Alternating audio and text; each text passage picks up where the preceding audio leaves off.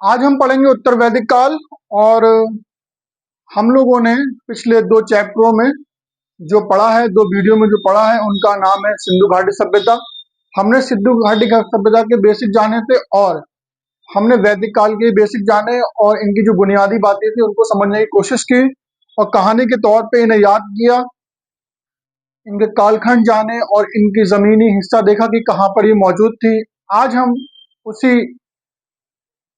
श्रृंखला को आगे बढ़ाते हुए उत्तर वैदिक काल के बारे में पढ़ेंगे और मेरा यकीन है कि आप सिर्फ मेरी बातों से ही याद कर लेंगे। तो आपसे मैंने बार बार कहा है कि आजकल के बच्चे पढ़ाई तो बहुत कर रहे हैं, लेकिन कोई उन्हें यूट्यूब चैनल ऐसा मिल जाए जो उन्हें सिर्फ बातों ही बातों में याद करा दे। मेरी कोशिश यही है कि आप ज़्यादा प्रेशर ना लें अपने ऊपर और मेरी बातों से याद करते हुए चलें। हाँ, अगर कोई पॉइंट आपको ऐसा मिलता है जो आपको बहुत ज़्यादा मदद कर सकता है या आपके पास नहीं था, तो जो आपकी पुरानी फेयर कॉपी आप उसमें ऐड कर लीजिए। और देखिए, फेयर कॉपी बनाएं कभी भी आपने पहले कैसी बनाई है मुझे नहीं पता, लेकिन अब कभी भी फ्यूचर में बनाएं तो जरूर हर चैप्टर के बाद ब्लैंक पेज छोड़ दिया करें। और कोई अगर क्वेश्चन इंपॉर्टेंट है और लगता है कि इसके बारे में कोई और जानकारी मिल सकती है तो उसके बारे में छोड़ दें। जैसे मैं आपको बताऊं कौन से ऐसे क्वेश्चन होते हैं। सुदर्शन झील का क्वेश्चन मिलता है आपको, उसमें जानकारियां काफी हैं, तो उसकी 1-2 लाइन जो आपको मिल जाए पहले वो लिख लें, फिर 2-4 लाइन छोड़ के अगला क्वेश्चन लिखें। ऐसे ही कुछ चैप्टर ऐसे हैं जिनमें जानकारियां मिलती रहती हैं अच्छी अच्छी, तो उनके लिए जगह आप छोड़ दीजिए। यही कंपटीशन की फेयर कॉपी बनाने का तरीका होता है। और एकेडमिक कॉपियां तो आपने बचपन से बनाई हैं, आपको पता है कि वो कैसी होती हैं। चलिए, मैं ज्यादा बातें ना करते हुए आपको वो पढ़ाऊं जो मैं आज पढ़ाने खड़ा हुआ हूं। आज पढ़ेंगे हम लोग उत्तर वैदिक काल। उत्तर वैदिक काल। देखिए, उत्तर वैदिक काल जो है वो वैदिक काल के बाद है। इन दोनों कालों में जो वैदिक काल है, इसके जो 2 भाग हैं, इन दोनों में सबसे बड़ा अंतर यही है कि जो वैदिक काल है उसमें ऋग्वेद की रचना हुई और जो बाद के 3 वेद हैं उनकी रचना इसमें हुई थी उत्तर वैदिक काल में।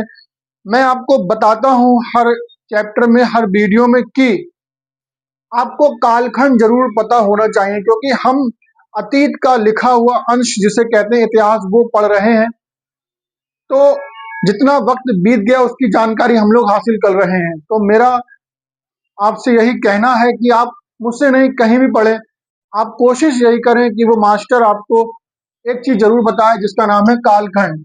हमने सिंधु घाटी सभ्यता को भी आपको बताया था और उसे भी मैंने आपको बताया था। इसका कालखंड है आपका 1000 ईसा पूर्व से लेकर 600 ईसा पूर्व। ये देखिए, आपको बहुत जरूर ध्यान रखना है। कम से कम हम 400 साल का इतिहास की बातें पढ़ेंगे। 400 साल का तो नहीं पढ़ सकते, लेकिन जो मेन बातें अब तक हमारे पास आई वो हम पढ़ेंगे। कितनी? 400 साल। और कब है ये? 1000 ईसा पूर्व से लेकर 600 ईसा पूर्व। अच्छा, 600 ईसा पूर्व जितना जितना हम इधर करीब आते जाएंगे हमें चीजें क्लियर होती जाएंगी, क्वेश्चन बढ़ते जाएंगे। जैसे अगर आप पाषाण काल पढ़ेंगे तो आपको बस पत्थरों की जानकारी मिलेगी। उस चैप्टर में 2-4 क्वेश्चन बनते हैं, कालखंड और उनका जीवन कैसा था, वो कैसे जीवन यापन करते थे, बस ये चीजें हैं। फिर आप लोग मध्य पाषाण काल पे आते हैं, ज्यादा क्वेश्चन नहीं है, 2 ही 3 याद करना होते हैं। फिर आप नव पाषाण काल पे आते हैं, उसमें थोड़ा सा ज्यादा पढ़ना स्टार्ट होता है। फिर आप नव पाषाण काल के बाद ताम्र पाषाण काल पे आते हैं, ताम्र पाषाण काल के बाद आप सिंधु घाटी सभ्यता पे आते हैं और सिंधु घाटी सभ्यता में बहुत ज्यादा क्वेश्चन बढ़ जाते हैं। फिर आते हैं हम लोग वैदिक काल पे और वैदिक काल में उससे ज्यादा क्वेश्चन देखने को मिलते हैं। फिर आते हैं हम लोग उत्तर वैदिक काल में। उत्तर वैदिक काल के बाद 600 ईसा पूर्व आपको यहाँ पर जैन धर्म, बौद्ध धर्म के बारे में जानकारियां मिलेंगी। फिर आप राजा महाराजा जो पढ़ते हैं, जैसे चंद्रगुप्त मौर्य है, अकबर है, अशोक है, इनके बारे में फिर जानकारी पढ़ेंगे। और वो आते आते 1947 तक का इतिहास लगभग हम लोग फिर पढ़ लेते हैं और फिर इतना आगे का इंपॉर्टेंट नहीं रहता है। चलिए, अब हम लोग जो यहाँ पढ़ने के लिए आए हैं मैं वो आपको पढ़ाऊं। कालखंड आपको मिल गया, इसका नाम था उत्तर वैदिक काल और इसमें 3 वेदों की रचना हुई थी। नंबर 1 ऋग्वेद तो उसमें हो गया ना, तो इसके हिसाब से पहला सामवेद, लेकिन पहला है कौन सा? ऋग्वेद, लेकिन उत्तर वैदिक के हिसाब से सामवेद। और दूसरा यजुर्वेद, और तीसरा है आपका अथर्ववेद।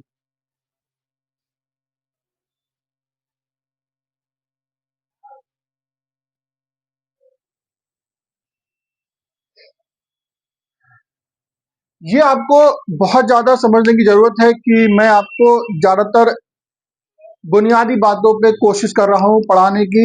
इससे तो हटा हुआ कुछ भी नहीं होगा, फिर आप नए नए क्वेश्चन कहीं से निकालने, वो बात दूसरी है। सबसे पहली बात, वैदिक काल में ऋग्वेद की रचना हुई और उत्तर वैदिक काल में इन तीनों वेदों की रचना हुई। और इन तीनों की भी एक एक खासियत पढ़ लें और देखिए वो खासियत क्या है, ये क्वेश्चन में पूछता है। सामवेद से संगीत का जन्म हुआ या संगीत का प्रारंभ हुआ, ठीक है। भारत में सामवेद से ही माना जाता है क्योंकि इसमें संगीत से जुड़ी हुई चीजें हैं। फिर आपका जो यजुर्वेद है, उसको आपको उसमें ये खासियत सबसे बड़ी मिलेगी, आपसे क्वेश्चन ये पूछता है एग्जाम में कि कौन सा वेद ऐसा है जो गद्य और पद्य दोनों में लिखा है। आप गद्य और पद्य को जानते होंगे, वैसे इतना इंटेलिजेंट है आप लोग, लेकिन मैं आपको फिर बता दूं, गद्य उसे कहते हैं जैसे एक कहानी के टाइप में जो लिखा होता है वो गद्य कहलाता है, और पद उसे कहते हैं जो किसी कविता के या गाने के रूप में लिखा होता है, उसे पद कहते हैं। तो गद्य और पद के रूप में जो लिखा है वो आपका कौन सा वेद है, वो आपका ये वाला वेद है। फिर अथर्ववेद, अथर्ववेद से आपको पता है कि इसमें आपको जादू टोना और बीमारियों के इलाज वगैरह देखने को मिलते हैं। तो इससे क्या मिलता है आपको, जादू टोना।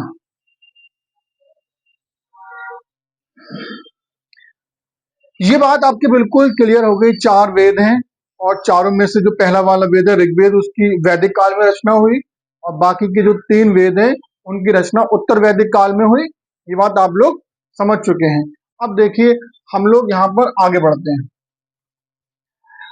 ये सभ्यता जो थी वो आपकी ग्रामीण थी।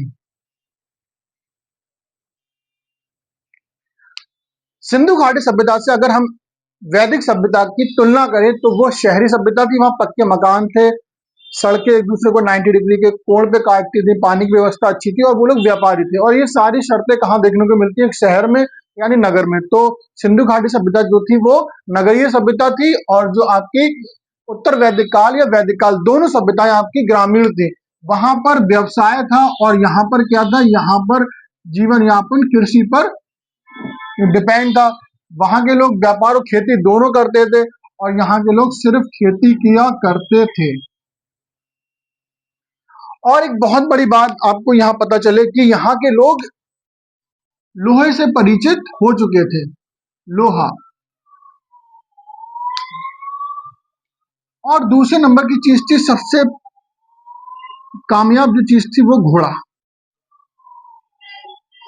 इन दोनों चीजों पे बहुत बड़ी गहराई छुपी है। मैंने कहा युद्ध के क्षेत्र में अगर आपके पास सवारी मजबूत है और आपके पास हथियार मजबूत है तो आप किसी को भी जीत सकते हैं। जैसे इस जमाने में जिसके पास जितने ज्यादा रॉकेट है वो देश कामयाब है, और जिसके पास जितना ज्यादा परमाणु बम है वो कामयाब है। ऐसे ही जिसके पास उस टाइम जितना लोहा था और जितने ज्यादा घोड़े थे वो उतना ज्यादा मजबूत माना जाता था।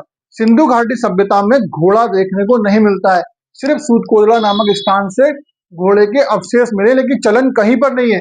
यहाँ पर चलन है और ये लोग घोड़े से अच्छे से परिचित थे। वहां पर लोहा था ही नहीं, पहचानते ही नहीं थे वो लोग। यहाँ पर लोहे का खूब चलन देखने को मिलता है। यही वजह थी कि लोहा मिलने से इन्होंने जो हल्की नोक बनाई वो लोहे की बनाई, उससे ज्यादा जमीन जोत सकते थे। और लोहे के हंसिए और लोहे के जो खेत काटने के जितने भी औजार थे उनका यूज किया और उससे इन्होंने पेड़ों की कटाई कर करके बहुत ही ज्यादा जमीन कृषि के योग्य बनाई और यहाँ से सभ्यता और ज्यादा स्पीड से बढ़ना स्टार्ट हुई।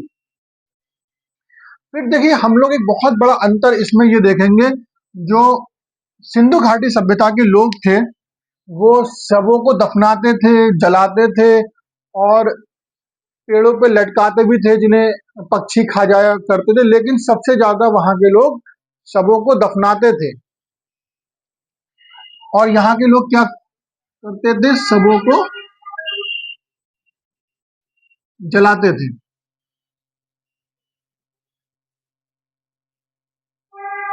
देखिए कितने क्वेश्चन आपके तैयार हुए, फिर मैं बार बार आपको रिवीजन करता चलूंगा कि आपको बोरियत ना हो और आप आपको एक कहानी ऐसी मिले जिससे सब चीजें याद करते हुए चले। सबसे ज्यादा इंपॉर्टेंट होता है हल्का सा रिवीजन पढ़ते वक्त या पढ़ने के बाद। जो रिवीजन करेगा वही कामयाब रहेगा। देखिए, हमने कल पढ़ा था आपका वैदिक काल, आज पढ़ेंगे हम उत्तर वैदिक काल। इसे उत्तर वैदिक काल इसलिए कहते हैं कि ये उससे थोड़ी चेंज थी सभ्यता, इसमें कुछ चेंजेस देखने को मिले थे।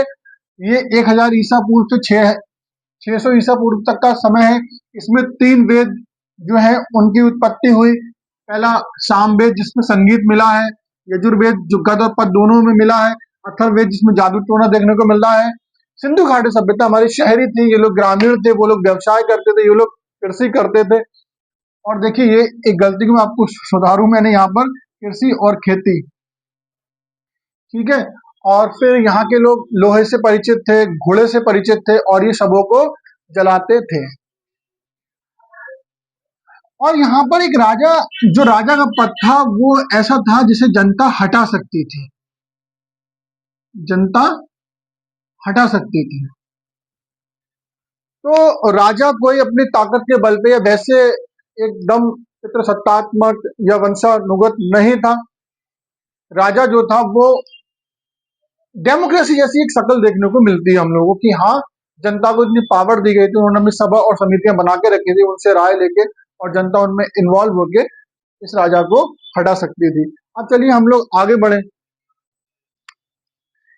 अब देखिए, हम आगे बढ़ेंगे ना, पूरी बात को अपना बदल देंगे और फिर आपको मजा आएगा सुनते हुए। अगर हम लोग हिंदुस्तान का नक्शा, सबसे पहली बात आप लोग ये ध्यान रखें कि वैदिक सभ्यता हमें नीचे देखने को नहीं मिलेगी।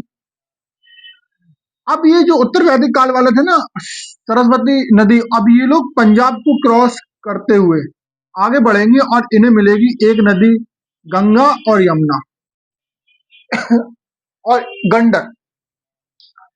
ये इन लोगों से परिचित, इन नदियों से परिचित थे और ये लोग यहां तक आए। उत्तर वैदिक काल में सबसे बड़ा अंतर क्या है, जो आर्य लोग थे, आर्यों ने आगे की तरफ मूव करा और ये लोग पंजाब से आगे बढ़ गए। और पंजाब से आगे बढ़ के कौन से क्षेत्र में पहुंचे, गंगा जमुना के क्षेत्र में पहुंचे और गंडक तक ये लोग पहुंच चुके थे। ये बात आपको समझ में आई, इन्होंने कैसे करके इसको क्रॉस किया। अब देखिए, हम लोग जो दूसरा क्वेश्चन है वो निकालें। दूसरा क्वेश्चन यहां से ये बनता है कि यहां औपचारिक रूप से जो कृषि थी वो होने लगी थी और ये लोग पूरी तरीके से कृषि पे डिपेंड थे। अब देखिए, हमें जो टैक्स था, कर था, वो वैदिक काल में तो देखने को मिला, लेकिन यहाँ पर इतना ज्यादा कर देखने को मिलता है, इसे इतने अच्छे से इकट्ठा करने लगे थे ये लोग कि देखिए, एक सरकार चलाने के लिए बहुत जरूरी होता है कर। तो यहाँ की सरकारें मजबूत हुई। मैंने बताया आपको सरकार भी कैसी थी, लगभग डेमोक्रेसी से मिलती जुलती थी। डेमोक्रेसी में ये होता है कि राजा को जनता हटा सकती है, यहाँ पर भी ये पावर आपको देखने को मिली जनता की कि जनता राजा को हटा सकती है। जब सरकार चलेगी तो उसे जाहिर सी बात है कि कर चाहिए, टैक्स चाहिए। तो इनका टैक्स का चलन इतना देखने को मिला कि एक बहुत बड़ा अधिकारी इन्होंने नियुक्त कर दिया, जिसे संग्रह हित कहते हैं। ये बहुत इंपॉर्टेंट है और ये आपको याद करना है। देखिए क्या, संग्रह हित, संग्रह हित जो है वो टैक्स वसूल करने वाला इस जमाने का सबसे बड़ा अधिकारी था। मैं जो भी क्वेश्चन आपको बता रहा हूँ, डायरेक्ट क्वेश्चन, मैं आपको फालतू की कहानी नहीं दे रहा हूं इसलिए कि आपका वक्त जाया हो। मैं आपको पूरी तरीके से बताने की कोशिश कर रहा हूं। जितने भी मेरी बातें हैं, जितने भी मेरे पॉइंट लिखित में, ये सारे क्वेश्चन हैं। अगर आप एक पेज पे रफ करके लिखें और उसे पूरे दिन याद करने की कोशिश करें, फिर आपका वैदिक काल, उत्तर वैदिक काल बहुत मजबूत हो जाएगा। जो बच्चे यूपीएसआई या कोई भी एग्जाम की तैयारी कर रहे हैं, वो अगर वैदिक काल को अपना मजबूत करना चाहते हैं तो मेरा पिछले वाला वीडियो, ज्यादा लंबे मैंने वीडियो इसलिए रखेंगे आपको बोरियत हो। लोग इनमें फालतू बातें करके इधर उधर की कहानी सुना के इन वीडियो को 2-2 घंटे का बना सकते हैं। मैंने 2 घंटे की चीजें आपको बहुत शॉर्ट में, आधे घंटे में या 35 मिनट में देने की कोशिश की है। देखिए, अब सबसे बड़ी बात, मैं सारी चीजें आपको एकदम बातें करते करते बदल देता हूं। जैसे मैं यहां से एकदम यहां पर आया, राजा की बात की है, फिर हम लोगों ने टैक्स की बात की। अब मैं आपसे बात करूंगा गोत्र। गोत्र व्यवस्था आपने खूब सुनी होगी। गोत्र व्यवस्था यहीं से स्टार्ट हुई। तो उत्तर वैदिक काल में गौत्र व्यवस्था देखने को मिलती है, वैदिक काल में गौत्र व्यवस्था देखने को मिलती। गौत्र व्यवस्था में क्या होता है कि एक ही गोत्र में, सेम गोत्र में शादी नहीं होती, समान गोत्र में। ठीक है, तो गोत्र व्यवस्था कहां से आई? टैक्स का मंत्री कौन सा था? संग्रहित। गोत्र व्यवस्था यहां से आई। मैंने आपको नक्शे बताया कि आर्यों ने किस तरीके से मूव किया था, वो पंजाब को क्रॉस करके कैसे गंगा यमुना तक पहुंचे। सभ्यता ग्रामीण थी, कृषि पे डिपेंड थी, राजा को जनता हटा सकती थी। लोहे का खूब अच्छे से इन लोगों ने चलन किया, और लोहा कितनी ताकतवर धातु बन के उभरा। घोड़ा, मैंने कहा इस जमाने के रॉकेट उस जमाने का घोड़ा बराबर थे। इनमें स्पीड होती है, मजबूत होते हैं, ये कम खाए बिना भी बहुत ज्यादा दौड़ सकते हैं, और जानवरों के मुकाबले ये बहुत ज्यादा फिट होता है और दौड़ने में बहुत अच्छा होता है। फिर देखिए, इन्होंने जो हल्की शीर थी उसे बनाना स्टार्ट किया, और ये लोहे की बनाते थे उसको। फिर इन्होंने कृषि भूमि, सबसे इंपॉर्टेंट क्वेश्चन देखिए यहाँ पर एक और मिलता है, ये आपके बड़े एग्जामों में भी पूछा गया है। कृषि भूमि को ये लोग क्या कहते थे? ये कृषि भूमि को सीता कहते थे। देखिए, सीता नाम की कहानियां जो है वो यहाँ से भी जुड़ी हैं। अगर आप और ज्यादा जानकारी हासिल करेंगे, मैं आपको हर बात यहाँ बता के, जो चीज इस चैप्टर से जुड़ी है वही बताऊंगा। मैं अब आपको और कहानियां सुनाने लगूं तो उसमें आपको यहाँ से वो जुड़ी बात नहीं होंगी, लेकिन अच्छा लगेगा। मेरी कोशिश सिर्फ आपको ये है, आधे घंटे में या 35 मिनट में वो आपको वो सारा दे पाऊं जो यहाँ से पूछा जाता है। तो कृषि के योग्य जो भूमि थी उसको ये लोग क्या कहते थे? सीता कहते थे। अच्छा, फिर इन लोगों ने क्या करा? देखिए, वहां पर तो हमें चावल देखने को मिलता है। कहां पर? सिंधु घाटी सभ्यता में चावल के अवशेष मिले हैं। आपने पढ़ा, कोल्डी हवा से चावल की भूसी वगैरह मिली है। चलिए, ये बातें तो और है, लेकिन अब हम यहाँ पर अनाजों की बात कर लें तो इन्होंने जौ के साथ साथ, क्योंकि वैदिक काल में जौ उगा रहे थे, लेकिन यहाँ पर इन्होंने गेहूं और चावल भी उगाना स्टार्ट कर दिया था। सबसे इंपॉर्टेंट ये है। अब देखिए, मैं आपको एक कहानी बड़ी अच्छी सी यहाँ पर इसी से जुड़ी हुई अगर मैं आपको बताऊं, जो चावल खाएगा उसकी बॉडी जो देखी होगी आपने लूज होती है, और चावल ज्यादा फिटनेस के लिए अच्छा नहीं माना जाता, लेकिन गेहूं जो खाएगा उसकी बॉडी मजबूत होगी, उसके मसल्स अच्छे होंगे। इनके पास मसल्स भी अच्छे हो गए, इनके पास लोहा भी आ गया, इनके पास घोड़ा भी आ गया, इन लोगों की फिटनेस अच्छी थी। और यही वजह थी कि यही आगे जाके यही सभ्यता जो अभी छोटे छोटे गांवों में बसी है, ये महाजनपद का रूप ले लेगी, और फिर ये इन लोगों में लड़ाइयां स्टार्ट होंगी, और कैसे ये महाजनपद बनेंगे, फिर कैसे राज्य बनेंगे, और फिर कैसे करके देश बनेंगे। मैं आपको ये बताना चाह रहा हूं कि कैसे। देखिए, अंदर से ये फिर से हमारी बातों बातों में बात निकल जाए। अगर हम गेहूं, लोहा और चावल को, घोड़े को एक साथ लें, तो जो इसका उपयोग करेंगे वो लोग कितना ज्यादा मजबूत होंगे उन लोगों के मुकाबले जो सिंधु घाटी सभ्यता के थे। सिंधु घाटी सभ्यता के लोग जो बिजनेस कर रहे हैं, बैठने का, उनकी बॉडी वैसे भी इतनी ज्यादा मजबूत नहीं रही होगी। फिर वो लोग क्या कर रहे थे? आपके चावल खा रहे थे, वो लोग आपका घोड़े से परिचित नहीं थे, और वो लोग इतनी ज्यादा कृषि नहीं करते थे, यानी बॉडी उनकी कमजोर रही होगी। लेकिन जो कृषि करेगा, और फिर जो घोड़े की सवारी करेगा, और जो गेहूं खाएगा, उसकी बॉडी ज्यादा मजबूत होगी उन लोगों के मुकाबले। तो ये बातें भी उनमें आती हैं लिखने को। जैसा कोई बड़ा क्वेश्चन रिटर्न में आया, आप वहां लिखेंगे तो इस बात को खोलेंगे तो आपसे एग्जामिनर इम्प्रेस होगा, क्योंकि लिखित वाले जो हमारे आंसर होते हैं उनमें आपसे एग्जामिनर यही चाहता है कि ये बच्चा अपने पास से उसी चीज की बात को हमारे सामने कितने अच्छे से प्रेजेंट कर सकता है। अब एक बहुत ही इंपॉर्टेंट बात और है, जो वैदिक काल था, वैदिक काल में लोकप्रिय देवता थे इंद्र, लेकिन उत्तर वैदिक काल में जो इंद्र हैं इनकी लोकप्रियता कम होगी, और किसकी लोकप्रियता बढ़ेगी? इसमें बढ़ जाएगी लोकप्रियता आपकी प्रजापति की। लोकप्रियता के मामले में जो देवता हैं वो इंद्र की जगह कौन ले लेगा? प्रजापति। और इनकी जो है वो लोकप्रियता कम हो जाएगी और इनकी बढ़ जाएगी। हाँ, ये वैदिक काल में आपको देखने को मिलेंगे, और उत्तर वैदिक काल में कौन देखने को मिलेंगे आपको? प्रजापति। सत्यमेव जयते, ये क्वेश्चन बहुत आता है, भर भर के पूछा गया है, और अभी भी पूछ सकता है कि सत्यमेव जयते कहाँ से लिया गया। तो संत सत्यमेव जयते जो है वो कहाँ से लिया गया है? सत्यमेव जयते। सत्यमेव जयते लिया गया है आपका मुंडकोपनिषद।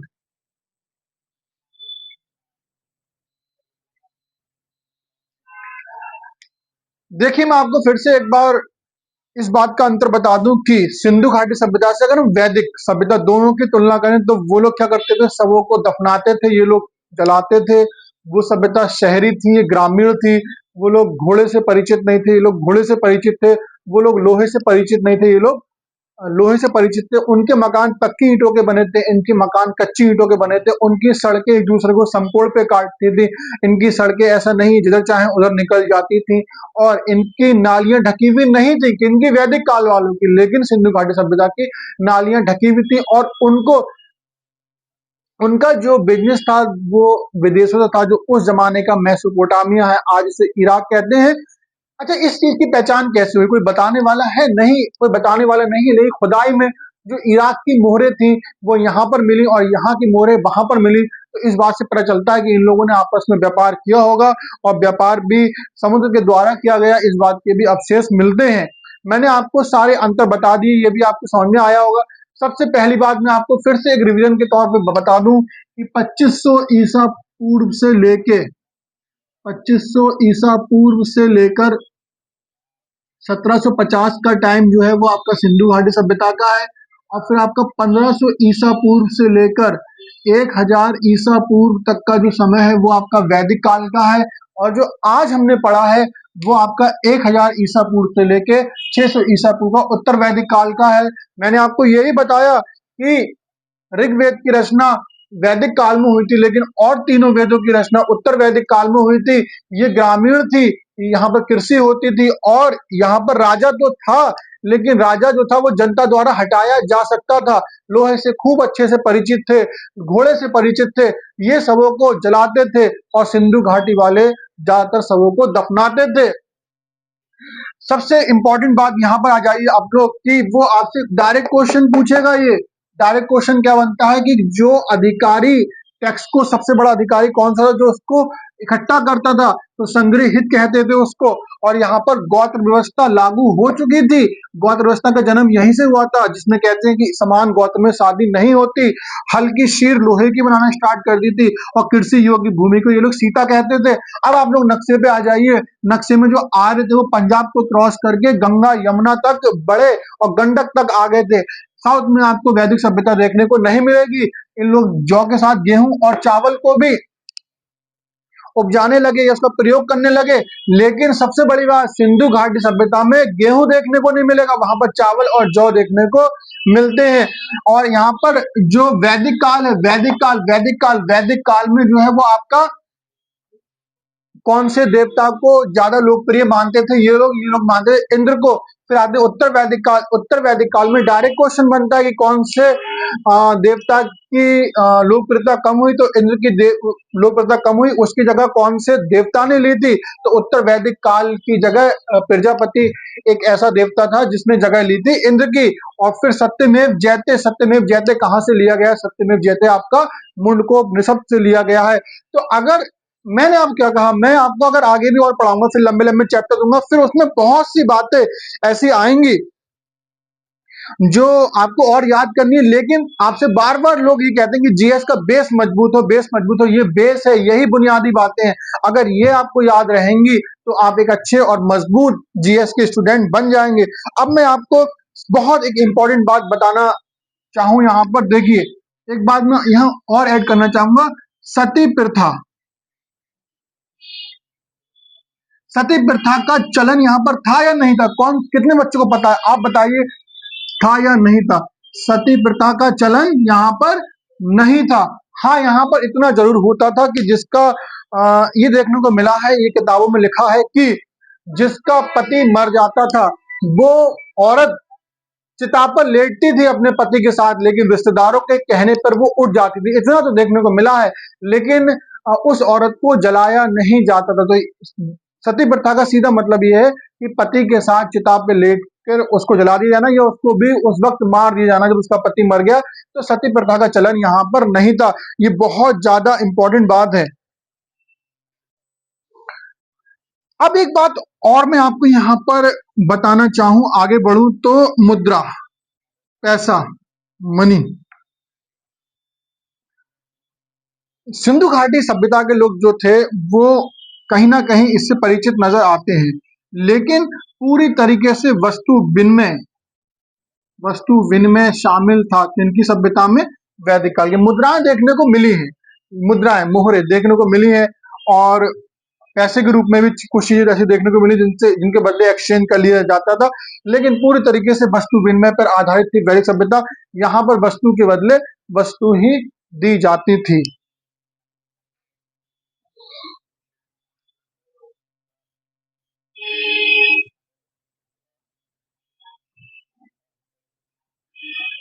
तो हम लोग यहाँ से अब आगे बढ़े। बस मैं आपसे यही पूछना चाहूंगा कि आपको ये कैसा लगा, और अगर ये आपको अच्छा लगा हो तो आप मेरे चैनल को सब्सक्राइब करें और लाइक करें।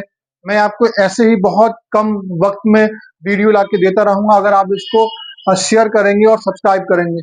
देखिए, आप लोग इस चीज को बहुत ज्यादा सीरियस लीजिए कि आपको कोई कम वक्त में दे रहा है ना। आजकल यूट्यूब में ज्यादातर यही है कि कैसे वीडियो को लंबा चौड़ा बना के मसालेदार बातें आपको कैसे प्रेजेंट किया। देखिए, अब मेरी बात ध्यान रखिए, मसालेदार बातें आपके एग्जाम में नहीं आती हैं। आपको वीडियो को उतना ही वक्त देना है जितना यहाँ पढ़ाया गया है। अगर कोई मास्टर आपको मसालेदार बातें या इधर उधर की बातें करता है, तुरंत उसे स्किप कर दीजिए और उसको बढ़ा के देख लीजिए। आपको अगर नौकरी चाहिए तो आपको इधर उधर की बातें बिल्कुल भी नहीं देखनी है।